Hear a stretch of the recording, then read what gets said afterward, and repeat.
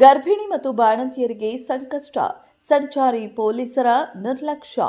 ದ್ವಿಚಕ್ರ ವಾಹನಗಳ ತಂಗುದಾಣವಾದ ತಾಯಿ ಮತ್ತು ಮಕ್ಕಳ ಆಸ್ಪತ್ರೆ ಆವರಣ.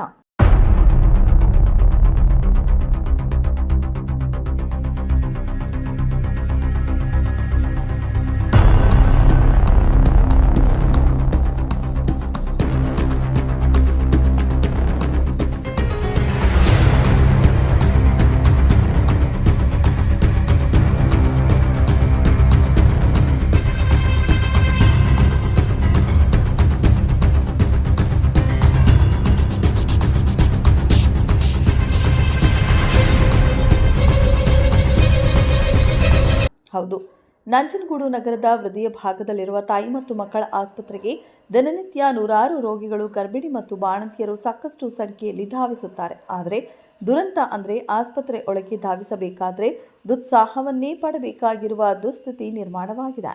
ಆಸ್ಪತ್ರೆಯ ಮುಂಭಾಗದಲ್ಲಿ ದ್ವಿಚಕ್ರ ವಾಹನ ಸವಾರರು ಅಡ್ಡಾದಿಡ್ಡಿ ವಾಹನಗಳನ್ನು ನಿಲ್ಲಿಸಿ ರೋಗಿಗಳಿಗೆ ಸಮಸ್ಯೆ ತಂದೊಡ್ಡಿದ್ದಾರೆ.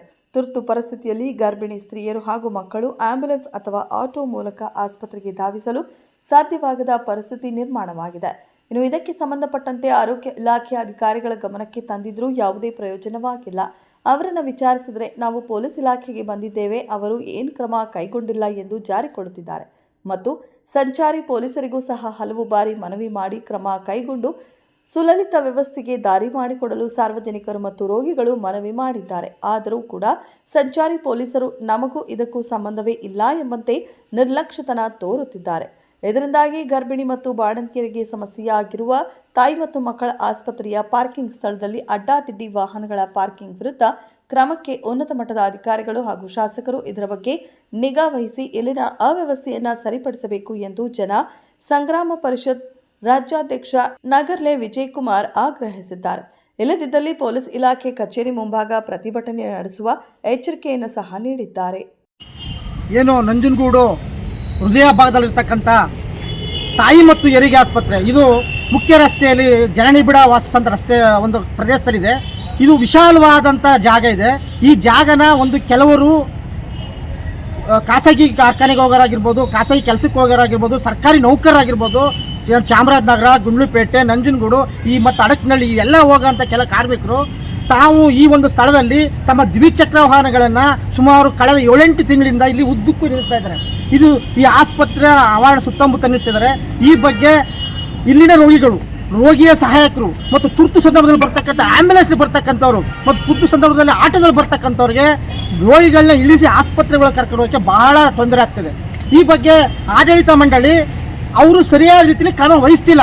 ಹಾಗಾಗಿ ಅವ್ರೇನು ಮಾಡಿದ್ದಾರೆ, ಕೈ ತೊಳಕಬೇಕು ಅಂತೇಳಿ ಪೊಲೀಸ್ನವ್ರಿಗೆ ದಿನಾಂಕ 25/11/2025 ಈ ಥರ ಒಂದು ಪಾರ್ಕಿಂಗ್ಗೆ ತೊಂದರೆ ಆಗ್ತದೆ, ನಮ್ಮಲ್ಲಿ ನಿಲ್ಲಿಸ್ಕೊಂಡು ಖಾಸಗಿಯವರು ಬಂದು ನಿಲ್ಲಿಸ್ಕೊತಿದ್ದಾರೆ ಅಂತೇಳಿ ಒಂದು ಪತ್ರ ವ್ಯವಹಾರ ಮಾಡಿ ಕೈ ತೊಳ್ಕೊಂಡಿದ್ದಾರೆ. ಈ ವಿಚಾರವಾಗಿ ನಾನು ಸುಧಾ ಮೊನ್ನೆ ಪೊಲೀಸ್ ನಿರೀಕ್ಷಕರಿಗೆ ನನ್ನ ಸಂಘಟನೆಯಿಂದ ಪತ್ರ ವ್ಯವಹಾರ ಮಾಡಿ ಈ ಕೂಡಲೇ ಇದನ್ನು ತೆರವು ಮಾಡಬೇಕು ಮತ್ತು ANV ಆಕ್ಟ್ ಒಳಗಡೆ ಅವ್ರನ್ನ ಪ್ರಕರಣ ದಾಖಲು ಮಾಡಿ ಇಲ್ಲಿ ರೋಗಿಗಳಿಗೆ ಮತ್ತು ರೋಗಿಯ ಸಹಾಯಕರಿಗೆ ಮುಕ್ತವಾಗಿ ಅವಕಾಶ ಕೊಡಿಸಿಕೊಡ್ಬೇಕು ಅಂತ ನಾನು ಪತ್ರವನ್ನು ಮಾಡಿದ್ದೀನಿ. ಜೊತೆಗೆ ನಾನು ಸಂಬಂಧಪಟ್ಟ ಅಧಿಕಾರಿಗಳಿಗೆ ಮಾತಾಡಿ ದೂರವಾಣಿ ಮುಖಾಂತರ. ಇಷ್ಟಾದರೂ ಸುಧಾ ಇಲ್ಲಿ ಆ ಕಾರ್ಯವನ್ನು ಕ್ರಮ ಕೈಗೊಳ್ಳೋಕೆ ಇನ್ನೂ ಆಗಿಲ್ಲ. ನನ್ನ ಕಾಳಜಿ ಏನಪ್ಪ ಅಂತಂದರೆ, ಇಲ್ಲಿ ಕದ್ದಿರೋ ವಾಹನಗಳು ಬರ್ತವೆ, ಚೆನ್ನಾಗಿರೋ ವಾಹನಗಳು ನಿಂತಿರ್ತವೆ, ಕಳ್ಳರು ಕದ್ದಿರು ಚೆನ್ನಾಗಿರೋ ವಾಹನಗಳು ಎತ್ಕೋಗೋ ಸಂದರ್ಭಗಳಿವೆ. ಈ ಹಿಂದೆ 2 ಬಾರಿ 2 ವಾಹನ ಕಳ್ತನ ಆಗಿದೆ. ಇದೇ ಆಸ್ಪತ್ರೆ ಸಿಬ್ಬಂದಿಗಳ ಹತ್ರ CC ಕ್ಯಾಮ್ರಾ ತೆಗಿಸಿ ವಾಹನ ಕಳುವಾಗಿದೆ ಅಂದ್ಬಿಟ್ಟು ಆಡಳಿತ ಮಂಡಳಿ ಹತ್ರ ಇವರು ಜಗಳ ಮಾಡಿರೋ ಉದಾಹರಣೆಗಳು ಸಾಕಷ್ಟಿವೆ. ಇಷ್ಟೆಲ್ಲ ನಂಜನಗೂಡಲ್ಲಿ ಈಗಾಗಲೇ ಕಳ್ಳತನ ಪ್ರಕರಣಗಳು ಮಗದೊಂದು ಜಾಸ್ತಿ ಆಗ್ತವೆ. ಈ ರೀತಿಯಾದಂಥ ಪತ್ರ ವ್ಯವಹಾರ ಮಾಡಿ ಸಾರ್ವಜನಿಕರು ಕೊಟ್ಟರೆ, ಸಂಘ ಸಂಸ್ಥೆರು ಕೊಟ್ಟರೆ, ಆಸ್ಪತ್ರೆ ಆಡಳಿತ ಮಂಡಳಿ ಕೊಟ್ಟಿದ್ರು ಸುಧಾ ಪೊಲೀಸ್ನವರು ಇದ್ರ ಬಗ್ಗೆ ನಿಗಾ ವಹಿಸಿಲ್ಲ. ಎಲ್ಲೋ ಒಂದು ಕಡೆ ಸಣ್ಣ ಪುಟ್ಟ ವ್ಯಾಪಾರಿಗಳಿಗೆ ಅಲ್ಲಿ ಹೋಗೋಂಥದ್ದು ಮತ್ತೊಂದು ಹೋಗೋಂಥ ಅವ್ರಿಗೆ ಇವರು ಕ್ರಮ ವಹಿಸೋರು. ಇಂಥ ಅನಧಿಕೃತ ವಾಹನ ಮೇಲೆ ಯಾಕೆ ಕ್ರಮ ವಹಿಸ್ತೀರ ಅನ್ನೋದು ನಮ್ಮ ಪ್ರಶ್ನೆ ಆಗಿದೆ. ಈ ಕೂಡಲೇ ಇಲ್ಲಿ ಇರ್ತಕ್ಕಂಥ ವಾಹನ ತೆರವು ಮಾಡಬೇಕು. ಈ ಆಸ್ಪತ್ರೆ ಸಿಬ್ಬಂದಿಗಳಿಗೆ, ರೋಗಿಗಳಿಗೆ ಮುಕ್ತ ಅವಕಾಶ ಕೊಡಬೇಕು. ಒಂದು ವೇಳೆ ನೀವು ಕ್ರಮ ಕೈಗೊಳ್ಳದ ಪಕ್ಷದಲ್ಲಿ ಪೊಲೀಸ್ ಇಲಾಖೆಯವರು ನೇರವಾಗಿ ನಾನು ಆರೋಪ ಮಾಡ್ತೀನಿ, ಅವ್ರ ಮೇಲೆ ಎಚ್ಚರಿಕೆ ಕೊಡ್ತಾ ಇದ್ದೀನಿ. ಮೇಲಧಿಕಾರಿಗಳಿಗೆ ನಿಮ್ಮ ಕರ್ತವ್ಯ ಲೋಪ ಬಗ್ಗೆ ದೂರು ಕೊಡೋದಲ್ಲದೆ ಶಾಸಕರ ಗಮನಕ್ಕೂ ತರಬೇಕಾಯ್ತೆ. ಜೊತೆಗೆ ನಿಮ್ಮ ಕಚೇರಿ ಮುಂದೆ ಪ್ರತಿಭಟನೆ ಮಾಡಿ ಸರ್ಕಾರಕ್ಕೆ ಮನವಿ ಸಲ್ಲಿಸಬೇಕಾಯ್ತು ಅಂತ ಈ ಮೂಲಕ ಎಚ್ಚರಿಕೆ ಪಡ್ತಾ. ನನ್ನ ಹೆಸರು ನಗರ್ಲೆ ವಿಜಯಕುಮಾರ್, ಜನಸಂಗ್ರಾಮ ಪರಿಷತ್ತಿನ ರಾಜ್ಯ ಗೌರವಾಧ್ಯಕ್ಷ.